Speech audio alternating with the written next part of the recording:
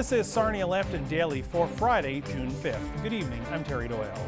As we head into this weekend, let's take a look at the latest numbers for COVID-19 in Sarnia Lambton. The numbers have stayed fairly steady recently, with the number of active cases slowly on the decline when you compare it to where we were, especially in April. With over 7,500 tests completed, about 4% of those have come back positive. When the pandemic first began, more than 10% of tests came back positive. This was back when testing was only done to people who were showing significant symptoms of the virus. Well, it is Friday. Let's check in with Sarnia Lambton MPP Bob Bailey at the Home Office in Petrolia. Bob, how are you? Good evening, Terry, and to you and your viewers. A great Friday afternoon today, and glad to join you here this evening out in Petrolia in the Hard Oil town. So earlier this week? Yeah, I was going to say, it looks like it's going to be a great weekend. Sorry.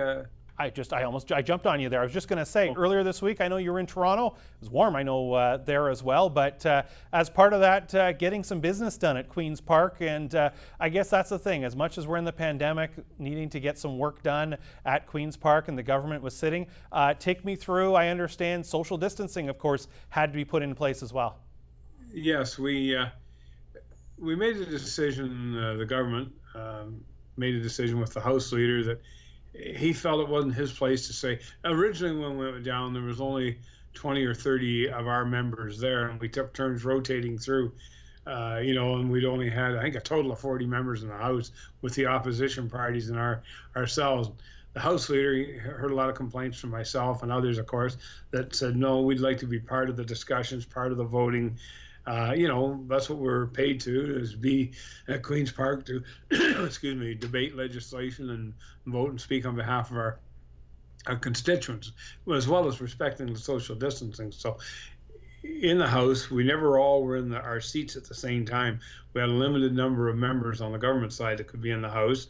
There was spaces between everybody, no one right behind you, no one in front of you. Anyway, it worked out all right, and about the maximum we had in there was maybe 30 or 40 members on our side.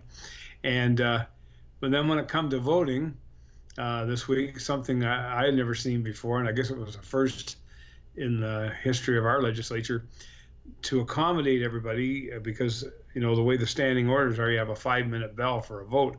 So we made a special motion that the members could vote from the gallery.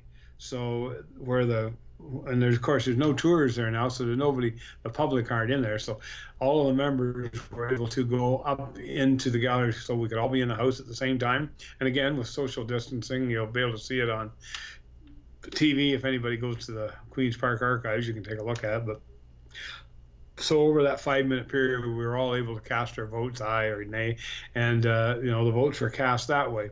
But we knew going forward that wasn't probably a very viable way of doing things. So coming back, and I'll go into that in a little more detail. So coming back, which is next week, we'll be back at Queen's Park after the House ordinarily would have rose this week for what they call the summer session, but we're going to be back there in the month of June and the month of July, because we've got all kinds of committee work to do. We've got bills to debate, and the people's business, because of this COVID-19, there's a lot of work that needs to be done, and the province is spending a lot of money, so we need to have oversight on what we've done here. And it's a little different than what's going on in Ottawa, but I'll leave that for other people to speak about and talk about. I'll strictly deal with what we're doing in Queen's Park.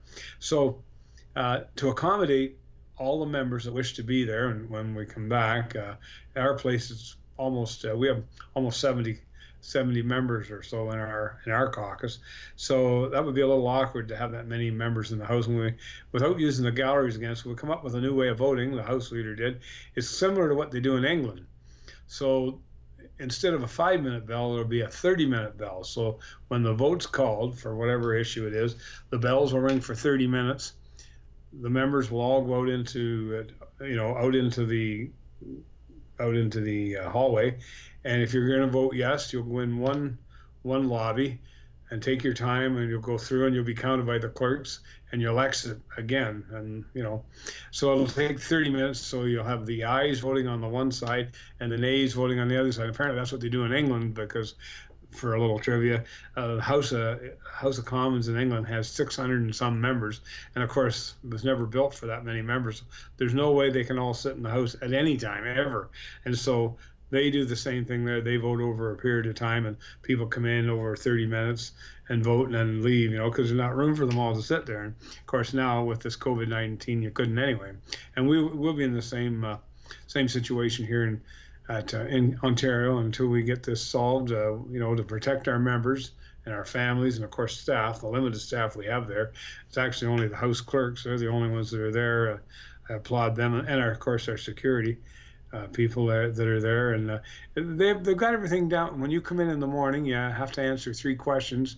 When you come in right from the parking lot, they want to know if you have a fever, if you've been out of the country in the last 2 weeks, and if you've been around anyone that's COVID positive that you know. And if you answer no, you come all the way in and you put a mask on, and everything else is it goes after that. So we've made a number of changes to allow people to be able to vote, come down to Queen's Park, represent their constituents as they want. You see that a lot in Ottawa. People are asking to come back and be able to, review the billions of dollars that are spent in Ottawa. So anyway, I think we're trying to do our part here, and the opposition more or less, they've agreed grudgingly. I think they thought we should do with less members, but like our House leader said in a speech the other day, who am I to tell Bob Bailey that he can't come, but some other John Smith from some other riding can come. He said, so all members that are, elected, they're elected to be here and to speak and to vote, and that's what we're going to do. Bob, I did notice a picture from this week that I saw, and there was a picture of you up in the press gallery, of course, where some of the members were sitting, and I was kind of joking. It looked like you were sitting up in the cheap seats kind of situation, like at the ball game at Skydome, basically put you up in the 500s, up in the nosebleeds. Did you have to? It looked like you had to buy a ticket for that spot. Yeah, that's what I mean about the galleries. That's where myself and my colleagues were all up in there voting. So that's what that picture was, and that was me way up in the top in the nosebleed section. And I'll tell you, it's a little intimidating. I haven't sat up there for probably since I was a kid and 40 years ago. But on a visit to Queen's Park. But I'll tell you, it's very steep. Those stairs and the seating. They'd never let you build a building like that today for safety reasons, I know. And it's quite different, from sitting on the floor and voting or sitting out there. But it went well. Like I said, we were all socially distanced. So there's gaps in between everybody and no one right in front of each other. And so it'll be a little better, I think, with this new form that we're going to do starting as early as next week. It'll be, voting over a 30-minute period, and people will come in and then leave the building, and leave the chamber, so you won't be congregated. You won't go and sit in your seat again. You'll leave. So anyway, it's different times, but different times call for different ideas, and it's amazing what the ingenuity and the Ontario spirit. I think maybe we're one of the few legislatures doing this. Of course, we're one of the larger ones too, have more members, but just shows you that we can vote and we can continue to function. We're asking PSWs, we're asking grocery clerks, people like all those different truck drivers. We're asking all those people to go to work every day and do their job. And so, it's our opinion, our feeling that our members, all the members of both sides of the House, we should be there as well. We should be. I'm not trying to say we're like PSWs or anything like that, but we certainly, we're seeing them do their job, showing up every day, wearing masks and, kind of concerned about their health and that. So we need to do at least what we can do to do our job and to try and pass bills and make sure that when Ontario does come out of this COVID-19 pandemic, that we're all set and ready to go, because we've got to get this economy going again. Bob, I know there's people watching that are eagerly awaiting the next step of things being able to be reopened. I think it seems like no matter what Facebook post is put up on our site, whether it's municipal, federal, provincial, it turns into please open up the hairdressers. Please open up certain things like that. Of course, it's provincial mandate, not local, not federal. But it seems like, do you find in talking to your colleagues, just trying to be a little bit more patient, because we've seen the numbers are still, province-wide are still a little bit high right now? Yeah, I think, and we've always go back to whatever the chief medical officer of health and of course his counterparts, here in Sarnia and across the province. I think there's 31 of them altogether. And so they're all working together and trying to what makes sense. I mean, there's been a lot of talk. I don't think it's, I don't want to say it won't happen. There's been a lot of talk about a regional reopening where, well, for example, Toronto, Ottawa, and Windsor, for example, may not open, may not reopen to the same extent as, for example, Sarnia Lambton or London, or especially, take a place like Renfrew up in Pembroke, the Pembroke area. I mean, they had very limited cases there from the start, and some places in Eastern Ontario, excluding Ottawa, where they're limited cases. So there's a lot of discussion on that and arguments being made. I know the cabinet meets every day, sometimes twice a day, talking about this and other issues. About the economic recovery, getting businesses back up and running as fast as they can. I know I heard for weeks about the dog groomers and the landscaping, so I was really glad to push for that. And then when we finally got that reopened, and but yeah, I'm hearing from a lot of people. You can tell my own hair. My wife's been cutting mine, thank God. But a lot of people haven't had someone, I guess, that they trust or will let do that. But there's a lot of people, and especially I know I'm hearing from the women and the owners of these businesses that want to get going. They're confident that they can, with the proper PPE and not too many people in the shop at the same time, they can safely reopen and run their businesses. And I got great confidence they can as well. So I think we'll see, yet early next week, maybe us going to phase 2, what they call phase 2, and that'll be some more businesses be allowed to reopen unless the numbers go south. I'll tell you, the only thing that really worries me is what happens, and that'll be Toronto again. I guess Toronto was the main one. It's it's over a week ago, that Trinity Bellwoods, where all those people were in the park in Toronto. I mean, I don't know how many people in Sarnia Lambton. I guess I got to be cognizant of who I'm speaking to, who's listening. But there was a big, I guess it was a reopening rally. Do you remember, Terry? I forget what the issue was. Yeah, it was Trinity Bellwoods Park. It was just a nice day, and everyone decided in Toronto to hang out at that park, and it was jammed with people, and that was on a Saturday. The next day, Toronto police were in there to make sure that it was basically cleared out. But I think that got people a little bit concerned that some people jumping the gun, and some people thought, okay, was this almost a staged situation to thumb their nose at the rules? But let me ask, though, is the talk of the regional part of it, is the worry there, let's say, okay, you put a bubble around Toronto and say, okay, Toronto can't be at stage 2, but I've got to think it's pretty easy for someone in Toronto, especially at, let's say, west, north, one of the edges, let's say if you're in Scarborough, the east end of Toronto, you want to go get your hair cut, so you go over to Whitby, you go over to Pickering. That's 20 minutes down the road, and I guess that's where maybe the downfall versus the areas of the province that are separate. Someone from Windsor is probably not driving an hour and 45 minutes for a haircut, I wouldn't think. At least. Or to Kingston, but you're right.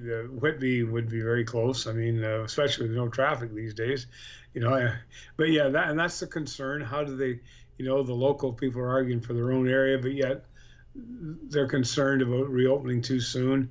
And I tell you, it's the Premier and the Cabinet I know how they're torn because they're hearing from their local people and local business people that want to reopen. But when you see some of these polls they do, some people, now I know these numbers are a week or more ago, but there were some people that were concerned and they didn't want to reopen yet.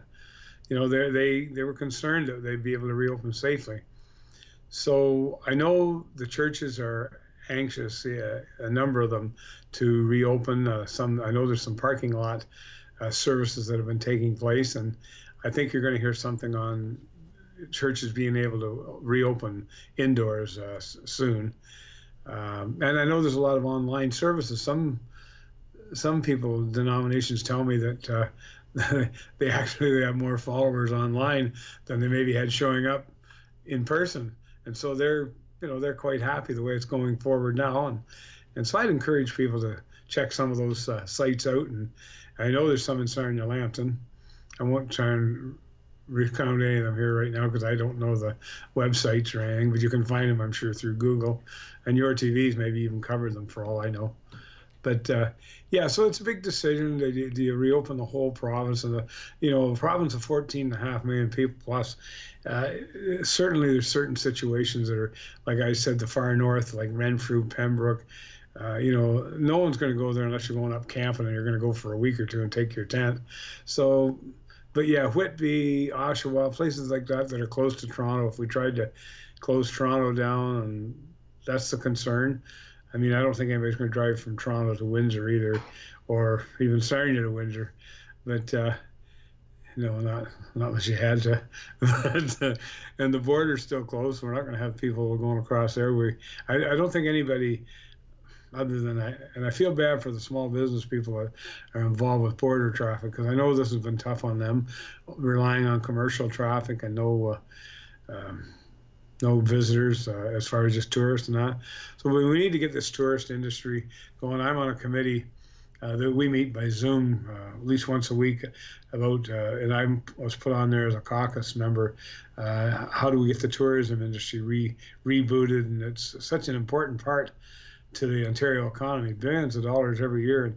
And there's a lot of pent-up demand out there, but how do we get, for example, the Imperial Theatre in Sarnia, the Victoria Playhouse in Petrolia, the Huron Country Playhouse, and a number of others, how do we safely reopen those?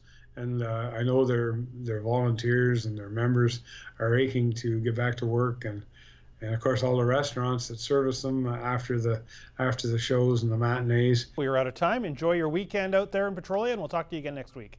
Yeah, thanks, Terry, and good evening to you and your audience here at Your TV, and it's always a pleasure. Thank you. Thanks, Bob. There's Bob Bailey, Sarnia Lambton MPP. Stay tuned. You're watching Sarnia Lambton Daily on Your TV.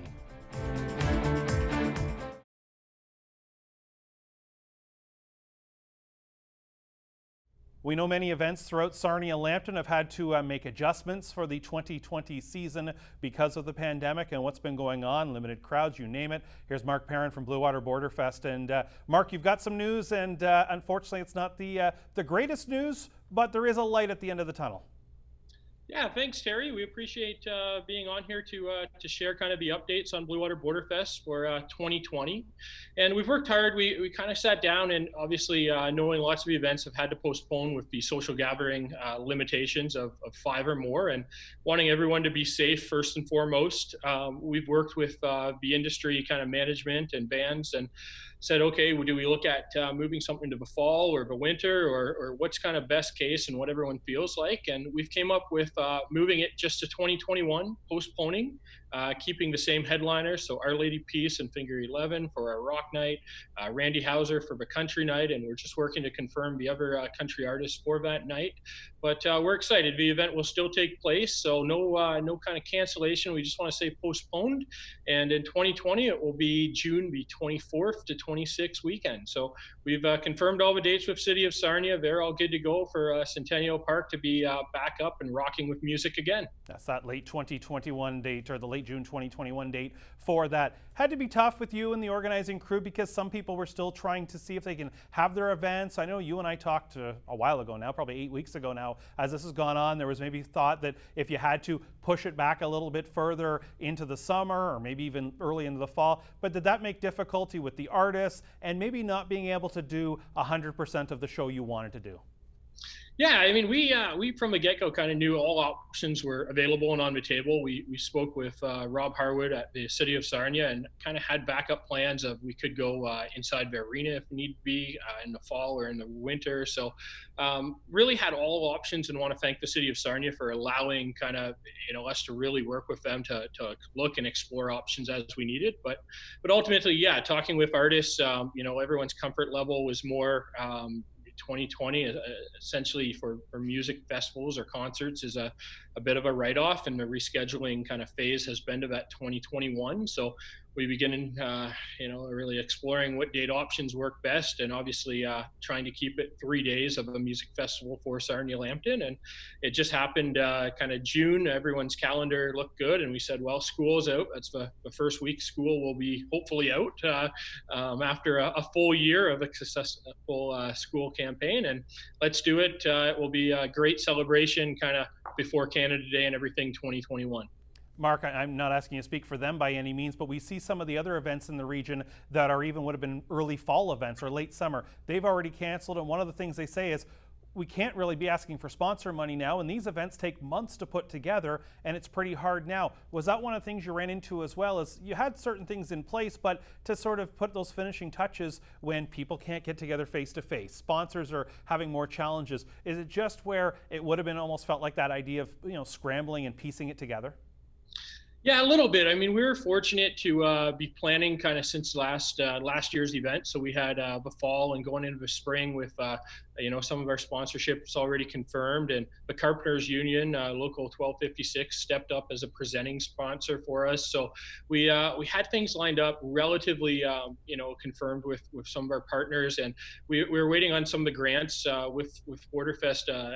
The Celebrate Ontario program's key to really booking in, and that was a hold up on what our Friday lineup would be. So we're waiting for a little bit of that information, and are still waiting to see what's going to happen with those programs. But ultimately, yeah, I think all events, it's going to be a struggle for 2021, just with sponsorship dollars being lower. So we're really obviously encouraging those companies that can support to support all our local events. And even I can kind of let it out that we're trying to work with a few local events in the region to kind of piggyback, have event dates in a row next year where we can work together and kind of save some costs for all different events. So there's a lot of behind the scenes chatter with event organizers, and I would say the collaborative efforts, I think, in 2021 will really show through if it all works out.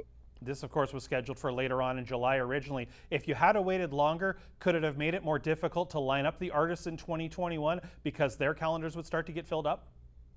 Yeah, that was part of it. I think we started kind of having the conversations on postponing probably about the end of April, just to say what would it look like.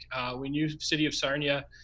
We were talking with them, and it was going to be after Canada Day for them to even consider events happening in the city. And we thought, okay, well, we still would have 4 weeks. What does that look like? But as things have kind of progressed, we're glad we were on top of it to kind of line everything up. And you know what, it's unfortunate for 2020. We're really excited, but that excitement, is going to carry through. We essentially will have more time to market and promote the event, and hopefully use it as a real big celebration and party to get things back outdoors and outside in 2021. The entertainment business, it's not easy. The artists, they want to play, of course, but they, I have to think, are pretty understanding. This isn't a local choice by any means. They know that it doesn't matter if this wasn't going to happen. They weren't playing somewhere else right now either. Yeah, that's it. They want to play. That was an indication from the start on their parts of saying, when can we play? And I think some of them actually would have preferred if we did the fall or winter, just playing that much sooner. But ultimately, the decisions came to be, and that's I think for the best. They're trying to string along lots of dates, so we'll see what happens. 2021 will be very interesting for the whole event industry, and we're happy to at least have something scheduled on paper that is ready to take place and happen. And let's get lots of people here to support local and keep things moving throughout the city. Well, Mark, we appreciate the update. It wasn't the update we wanted. I think it was an update we're not surprised, but I think the best news out of this is that things are in place. The artists are already in place for 2021 for Bluewater Borderfest. So all the best. I know it's a lot of work that goes into it, so certainly everybody keep their heads held high, and we will see Bluewater Borderfest back even stronger, I'm sure, in 2021. Thanks, Terry, and thanks for Cogeco for always being a partner with us as well. There's Mark Perrin joining us with Bluewater Borderfest on hold for 2020, but most of the artists coming back for 2021. That's going to come up in late June. Stay tuned. You're watching Sarnia Lambton Daily on your TV.